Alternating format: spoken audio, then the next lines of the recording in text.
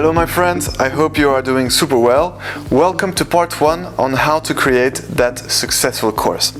So, as a reminder, this is an action-based course, meaning that in each video of the course, I will ask you to take action on something, and the different actions you will implement over the videos will lead ultimately to make that very successful course, so you can't miss it. Alright, and what do we start with? Well, naturally we're going to start by identifying the right product market fit for you. So first, let me explain what is a product market fit. It's a very important concept in business. A product market fit is basically a fit between the product you're offering and the demand of the market. So basically, the product you're offering should respond to a certain demand, to a certain need of the market. And therefore, what we're going to first identify together is the list of topics you are able to teach at a high level, and that also responds to the best demand, the most high demand, okay? So, the first action that I'm going to ask you to do, and we're going to do it together, is to make a list of the different topics that you would be able to teach, and then from that list, we will identify the ones that respond to the highest demand, okay? So there you go, please make that list. Now I'm going to give you a few tips on how to make that list, because usually people underestimate the list of topics they can teach. So there we go. How can you make that list? Think about, first of all the topics you learned at university, right?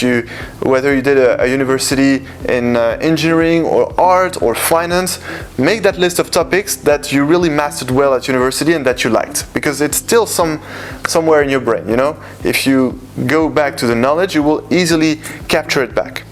Okay, so that. Then, in your life, you probably learned some stuff, right? You learned some stuff on your own. And actually, I highly encourage to do self-learning. This is a practice that I always encourage to do, because with self-learning, you can learn many things on your own. And I'm sure that you, on your side, already learned a lot of stuff on your own. Okay? So don't forget these things that you learned on your own, the skills.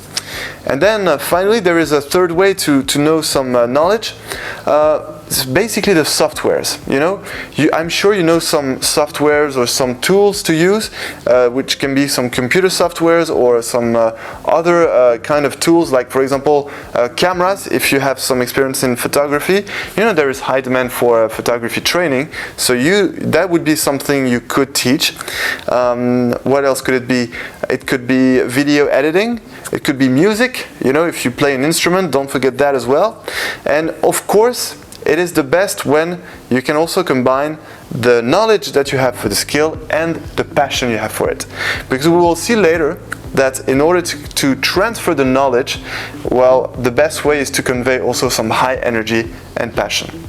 Alright, so these are the tips to make that list.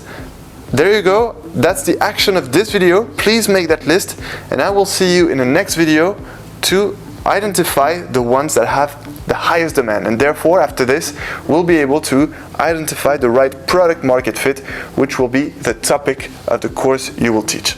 So goodbye my friend, I'll see you in the next video.